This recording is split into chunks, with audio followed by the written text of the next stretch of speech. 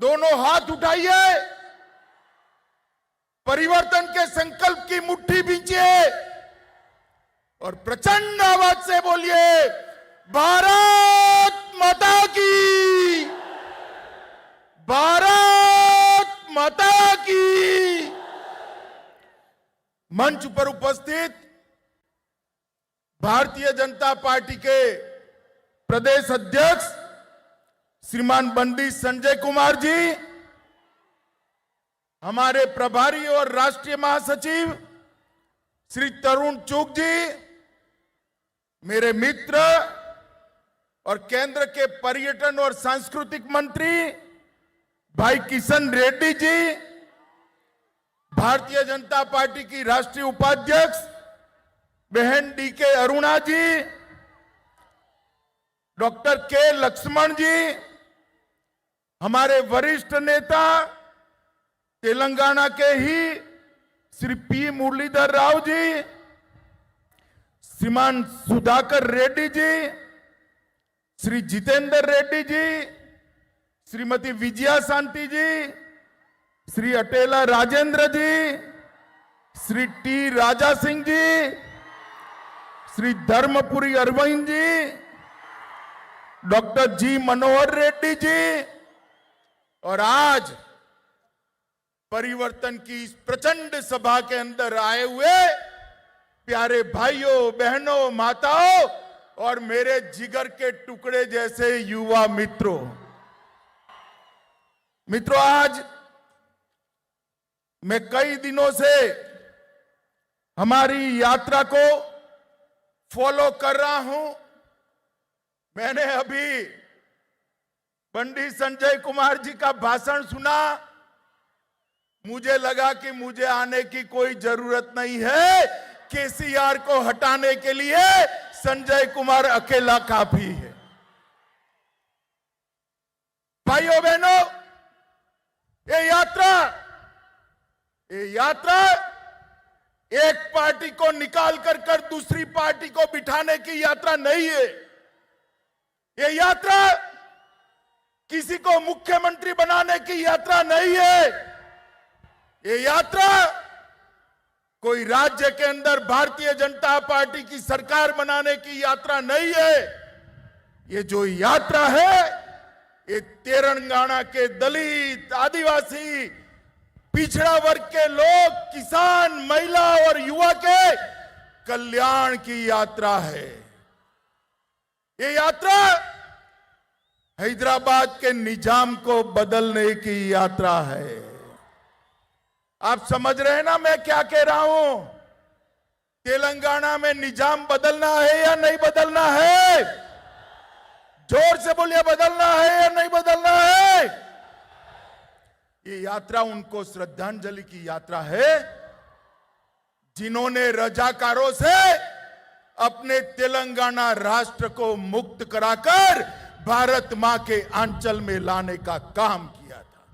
ये यात्रा उनके खिलाफ है जो आज भी रजाकारों के प्रतिनिधि की गोदी में बैठे हैं, उनके खिलाफ। ये यात्रा उस मानसिकता के खिलाफ है जो परिवारवाद को चलाती है। मेरे बाद मेरा बेटा, बेटा न बने तो बेटी, ये बात लोकतंत्र के अंदर जो प्रस्तावित करना चाहते हैं, इसके खिलाफ ये यात्रा है। ये यात्रा अरबों खरबों का भ्रष्टाचार करने वाली टीआरएस पार्टी को उखाड़ कर फेंकने की यात्रा है।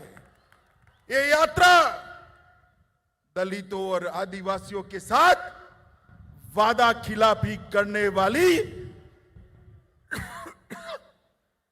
टीआरएस पार्टी को उखाड़ फेंकने की यात्रा है। और ये यात्रा तेलंगाना विमोचना दिन को मनाने का वादा कर मजलिस के डर से डर जाने वाले मुख्यमंत्री चंद्रशेखर राव को उखाड़कर फेंकने की ये यात्रा है मित्रों। और इसीलिए मैं यात्रा के अंदर आया हूं। मैं जब यहां आया हूं तब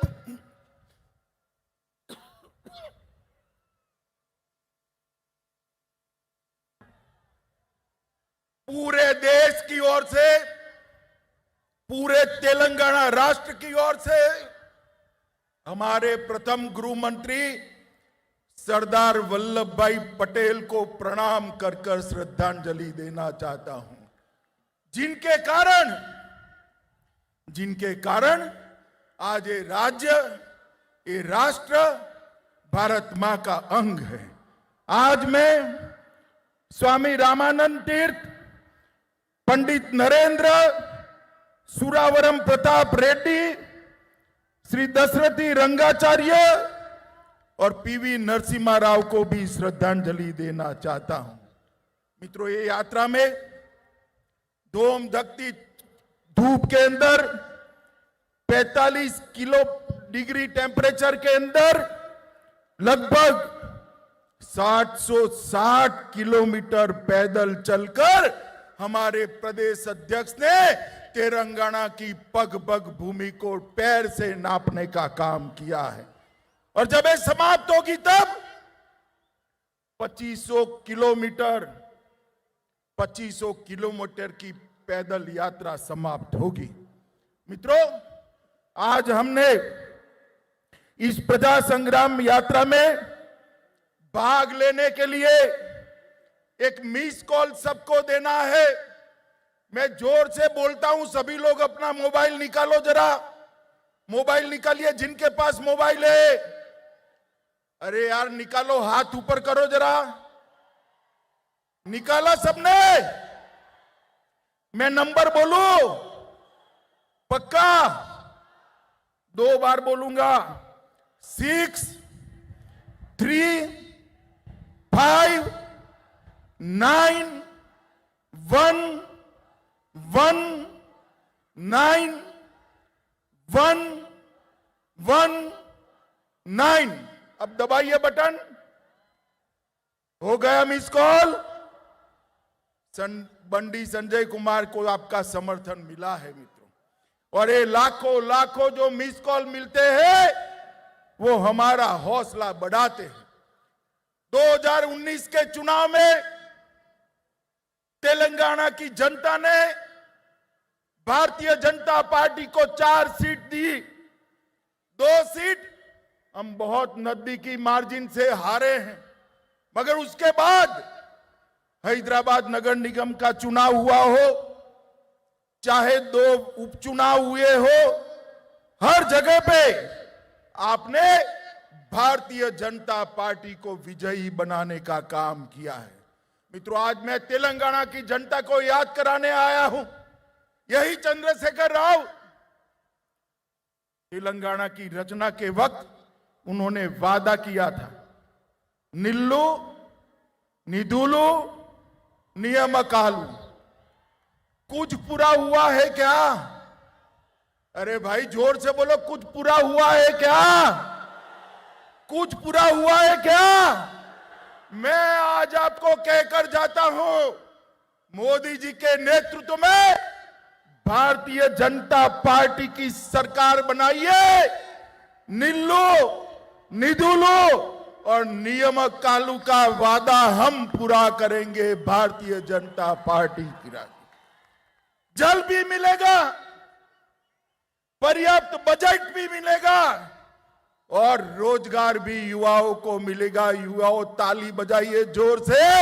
युवाओं को रोजगार केवल और केवल भारतीय जनता पार्टी दे सकती है। मित्रों, आज मैं याद कराने आया हूं, चंद्रशेखर राव जी, आप सचिवालय में, सेक्रेटरिएट में तो जाते नहीं है। युवाओं, इनको किसी तांत्रिक ने कहा है अगर सेक्रेटरिएट में गए तो सरकार चली जाएगी। ओ चंद्रशेखर राव जी, कान खोलकर सुन लो, सरकार जाने के लिए कोई तांत्रिक की जरूरत नहीं है। मेरा तेलंगाना का युवा आपकी सरकार को उखाड़कर फेंक देने वाला है, क्योंकि आपने वादा किया था हर बेरोजगार को बेरोजगारी का भत्ता दिया जाएगा।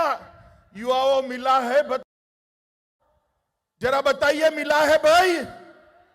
आपने कहा था किसानों का कर्ज 1 लाख रुपए तक माफ करेंगे। कोई किसानों का कर्ज माफ नहीं हुआ।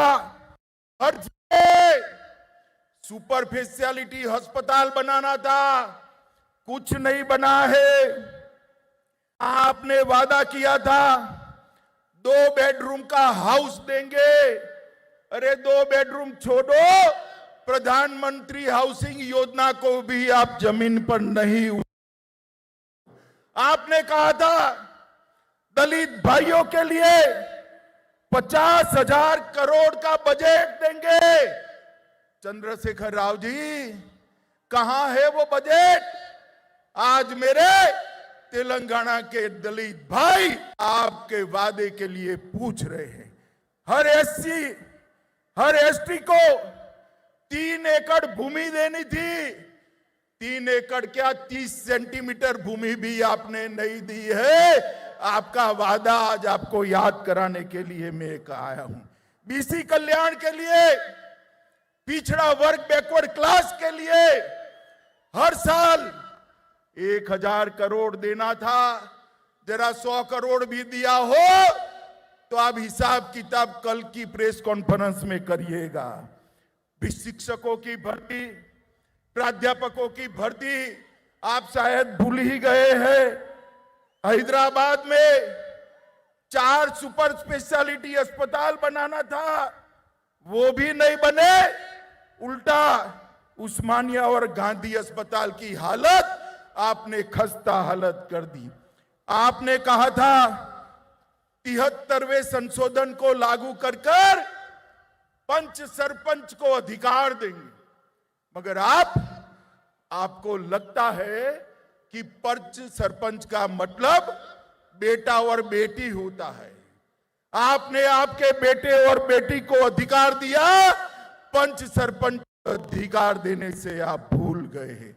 मित्रों, इस तरह से वो एक भी वादा पूरा नहीं कर पाए।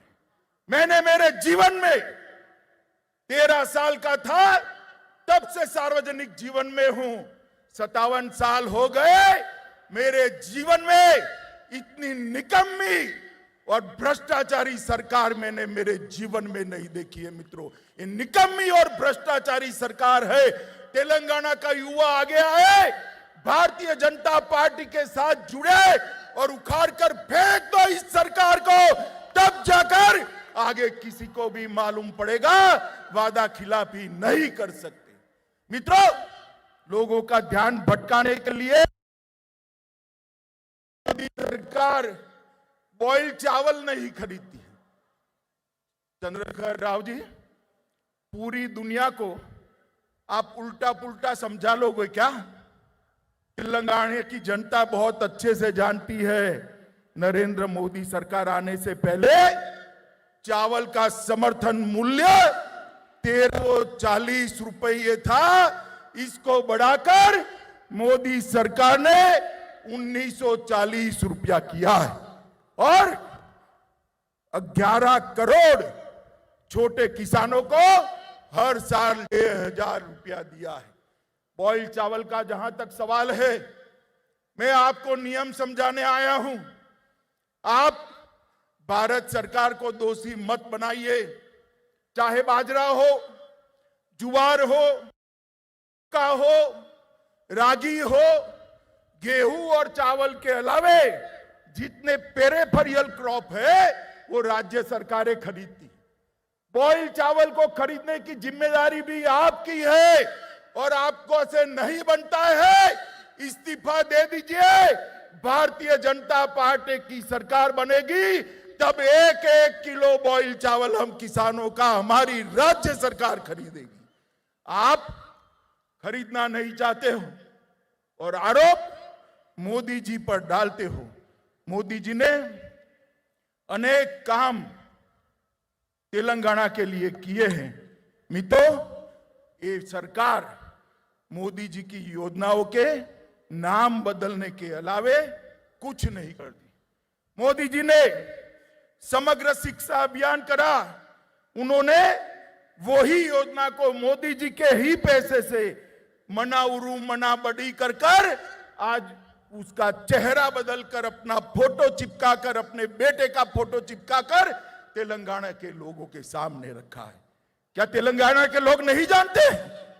वो जानते हैं ये पैसा नरेंद्र मोदी जी ने भेजा है। 18,000 करोड़ रुपया नरेंद्र मोदी सरकार ने मनरेगा के लिए भेजा। आपने उसको हरिधर्म कार्यक्रम का नाम देकर आपकी और आपके बेटे की फोटो चिपका दी। तेलंगाना की जनता नहीं जानती है ये हरिधर्म कार्यक्रम आपका नहीं है, ये हरिधर्म कार्यक्रम हमारे नेता और देश के प्रधानमंत्री नरेंद्र मोदी का है। मित्रों, प्रधानमंत्री आवास योजना उसका भी नाम बदला, नाम बदलकर मकान तो दे दे, मकान भी नहीं दे पाए। मित्रों, आज मैं एक बात बड़ी संवेदनशीलता के साथ कहने आया। भारतीय जनता पार्टी का अपने विचारों और अपनी आइडियोलॉजी को लेकर तेलंगाना राष्ट्र की जनता के सामने जाए। हमारे कार्यकर्ताओं की दिन दहाड़े हत्या हो रही है। मुझे बताओ भाइयों, बहनों, माताओं, युवाओं, आप इससे सहमत हो क्या? जोर से बोलो, सहमत हो क्या? जोर से बोलो, सहमत हो क्या? ये चंद्रशेखर राव तेलंगाना को बंगाल बनाना चाहता है।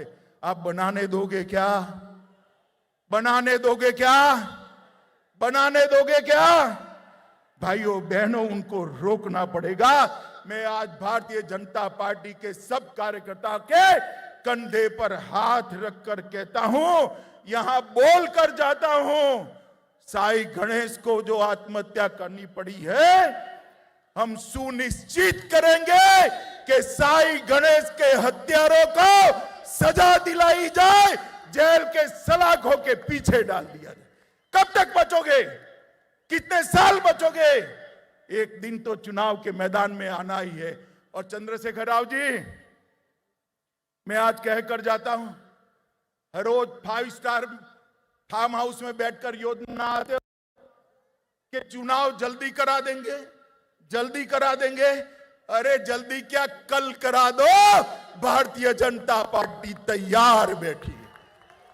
हार आपकी हार सामने की दीवार पर लिखी हुई सी निश्चित मैं पढ़ पाता हूं। मित्रों, भारतीय जनता पार्टी ने तैयार रहना चाहिए। मित्रों, आप मुझे बताओ, मोदी जी ने कश्मीर से धारा 370 हटाई, अच्छा किया या बुरा किया? अरे जोर से बोलो, उसको सुनाई पड़े ऐसे। ये मजलिस वालों के डर से चंद्रशेखर राव धारा 370 हटाने का विरोध करते थे। करना चाहिए क्या? करना चाहिए क्या? अरे हम मजलिस से भी नहीं डरते और आपसे भी नहीं डरते चंद्रशेखर राव। मोदी जी ने 5 अगस्त 2019 को धारा 70 को उखाड़ कर फेंक दिया और आज कश्मीर भारत माता का अभिन्न अंग बना हुआ है। मुझे बताओ भाइयों बहनों, ये चंद्रशेखर राव ने जब आंदोलन चल रहा था, तेलंगाना विमोचन दिन मनाने का वादा किया था या नहीं किया था? जोर से बोलो, किया था या नहीं किया था? मनाया क्या? मनाया? मनाएंगे भी नहीं, क्योंकि मजलिस से डरते हैं। वो मजलिस की गोदी में बैठे हुए, गोदी में। मगर युवाओं, आप में दम है, आप में जोश है, आप में ताकत है। मजलिस और चंद्रशेखर राव दोनों को एक साथ उखाड़ कर फेंक दीजिए। हम तेलंगाना विमोचन दिन मनाएंगे, हम किसी से नहीं डरते। भारतीय जनता पार्टी मानती है कि निजाम और रजाकारों के अत्याचार से जिस दिन तेलंगाना को मुक्ति मिली, वो दिन न केवल तेलंगाना, न केवल निजाम का शासन कर्नाटक और महाराष्ट्र, पूरे देश के लिए ऐतिहासिक दिन है। मित्रों, पूरे देश के लिए ऐतिहासिक दिन, और ये मनाने का काम हम करेंगे। मित्रों, ये टीआरएस की सरकार का निशान क्या है? गाड़ी है ना, गाड़ी है या नहीं है, मोटर है या नहीं है, अरे समझ रहे हो या नहीं समझ रहे हो, है ना। गाड़ी का स्टीयरिंग मालिक के हाथ में होता है या ड्राइवर के हाथ में होता है ना, हाँ या ना बोलो भाई, होता है ना। मगर ये टीआरएस की गाड़ी का स्टीयरिंग ओवैसी के हाथ में है। आपको मंजूर है, आपको मंजूर है ऐसी सरकार? तो ये सरकार बदलने के लिए हमें संघर्ष यात्रा लेकर निकले हैं। मित्रों, केसीआर ने पूरे राज्य को कर्ज में डुबा कर रखा है और कहते हैं कि हमें और कर्जा चाहिए। क्यों भाई? बेटे बेटी की भलाई के लिए। न जाने कितने स्कैम आपने किए हैं, मगर आपका पेट अभी भी नहीं भरता है। मित्रों, मैं आपको बताने आया हूं, तेलंगाना सरकार ने ढेर सारी केंद्रीय योजनाओं को इंप्लीमेंट नहीं किया है। मोदी जी ने देश के 60 करोड़ गरीबों के लिए आयुष्मान भारत योजना की है, मगर तेलंगाना राज्य उसका 100% अमल नहीं करता है। मुझे बताओ, तेलंगाना राष्ट्र के आदिवासी, गरीब, बैकवर्ड क्लास के लोगों को 5 लाख तक का आयुष्मान भारत का स्वास्थ्य का फायदा मिलना चाहिए या नहीं मिलना चाहिए? जोर से बोलो। ये रोक कर बैठे। प्रधानमंत्री फसल बीमा योजना ये रोक कर बैठे। प्रधानमंत्री आयुष्मान भारत योजना ये रोक कर बैठे हैं। प्रधानमंत्री मातृवंदना योजना ये रोक कर बैठे हैं। प्रधानमंत्री अन्न कल्याण योजना, पूरा अनाज मोदी जी प्रति व्यक्ति प्रति माह 2 साल से 5 किलो अनाज मुफ्त में भेज रहे हैं और 5 किलो अनाज 2 रुपये में भेज रहे हैं। उसके पर अपना और अपने बेटे बेटी का फोटा लगा दिया है। वो समझते हैं कि तेलंगाना के लोग जानते हैं, मगर उनको मालूम नहीं है। आपको अब सब पहचान चुके हैं। चंद्रशेखर राव जी सिंचाई परियोजनाएं, पालामारू रंगारेड्डी लिफ्ट इरिगेशन योजना, दिंदी लिफ्ट सिंचाई, राजौली बांदा डाइवर्जन स्कीम, नट्टे पांडू प्रोजेक्ट, एक केंद्र ने मंजूर तो किए, मगर उनको कोई इंटरेस्ट नहीं है, क्योंकि इसमें उनको कॉन्ट्रैक्टर अपना नहीं रख पा रहे हैं, इसलिए इरिगेशन का काम नहीं करते। केंद्र सरकार ने हैदराबाद में एक साइंस सिटी दिया है, सिर्फ 25 एकड़ भूमि देनी है, मगर नहीं देते हैं। साइंस सिटी अटकी हुई है। वारंगल जिले में सैनिक स्कूल के लिए 2017 से केंद्र सरकार ने पत्र भेजा है, मगर सैनिक स्कूल नहीं करते। मित्रों, फिर भी इतनी कठिनाइयों के बावजूद भी मोदी जी ने 8 साल में तेलंगाना के विकास के लिए 2,52,202 करोड़ रुपया दिया है। मैं फिर से बोलता हूं, 2,52,202 करोड़ रुपीस मोदी जी ने तेलंगाना के विकास के लिए। आप गुमराह मत करिए चंद्रशेखर राव जी, ये सूची में बंडी को देकर जाता हूं, कल वो प्रेस में ये पूरा लिस्ट आपको पढ़ने के लिए भेज देंगे। आने पाई का हिसाब है इसके अंदर, और मैं चैलेंज देकर जाता हूं, आपने क्या किया और हमने क्या दिया, इसका हिसाब तेलंगाना की जनता के सामने रखिएगा। रामागुंडम फर्टिलाइजर फैक्ट्री 6400 करोड़ रुपया मोदी जी ने दिया। राष्ट्रीय राजमार्गों को 5000 किलोमीटर क्रॉस करा दिया। 4 लेन फ्लाईओवर 187 करोड़ रुपया दिया। लगभग 8000 करोड़ से क्षेत्रीय रिंग रोड बनाया। प्रधानमंत्री ग्रामीण सड़क योजना के तहत गांव के 2300 किलोमीटर के 1700 करोड़ रुपए के खर्च से रोड बनाए। रेलवे में हमने 4200 करोड़ रुपया खर्च किया और मिशन भगीरथ योजना के तहत 2500 करोड़ रुपया दिए। मित्रों, बहुत बड़ी सूची है, कल बंदी जी देंगे। मैं अंत में इतना ही कहना आया हूं मित्रों, आज मैं घोषणा कर जाता हूं कि भारतीय जनता पार्टी की एक सरकार चुनाव में बना दीजिए। चंद्रशेखर राव को ऐसा है कि हम चाल चलेंगे, चुनाव जल्दी करा देंगे। भैया चंद्रशेखर राव, हम भी चुनाव की ही राख दे दिख रहे, कल ही घोषणा कर दो, आप कल ही घोषणा कर दो।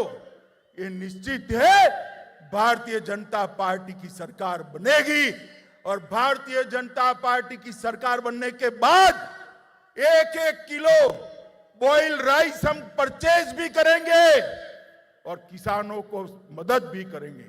इसके साथ साथ जो धर्म के आधार पर माइनॉरिटी का रिजर्वेशन करा है, जिसके कारण एससी, एसटी और ओबीसी के रिजर्वेशन में कटौती आपने की है, हम माइनॉरिटी के रिजर्वेशन को समाप्त कर एससी, एसटी और ओबीसी के रिजर्वेशन को बढ़ा देंगे। माताओं, भाइयों और बहनों, परिवारवादी सरकार, ये भ्रष्टाचारी सरकार, तंत्र मंत्र के आधार पर चलने वाली सरकार तेलंगाना का भला नहीं कर सकती।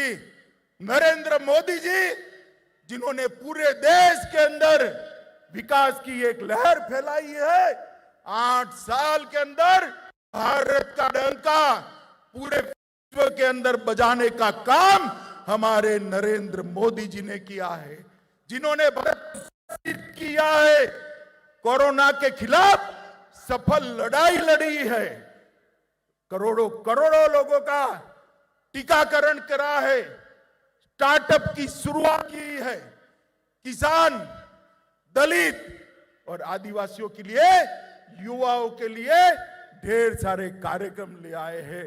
मोदी जी के नेतृत्व में यहां डबल डेकर सरकार बनानी है। मित्रों, डबल डेकर सरकार समझ रहे हो ना? एक सरकार तो आपने बनाई है मोदी जी की, दूसरी बनाई है तेलंगाना में भारतीय जनता पार्टी की। ये दोनों सरकार बनाकर सुरक्षित और समृद्ध तेलंगाना का वादा हम पूरा करेंगे। तीसरे चरण जब यात्रा का शुरू हो, तब इससे भी 2 गुना बड़ी संख्या में हमारे प्रदेश अध्यक्ष का आप समर्थन करिए। मैं मेरी बात को समाप्त करता हूं। मेरे साथ जल्दी चुनाव करते हुए चंद्रशेखर राव को डर लगे, इतनी बड़ी आवाज से भारत माता का नारा लगाना है। मेरे साथ दोनों हाथ खड़े करिए, अंत तक सभी लोग खड़े करें, दोनों हाथ उठाइए, परिवर्तन के संकल्प की मुट्ठी बींचे और प्रचंड आवाज से बोलिए, भारत माता की, भारत माता की, भारत माता की, वंदे वंदे वंदे।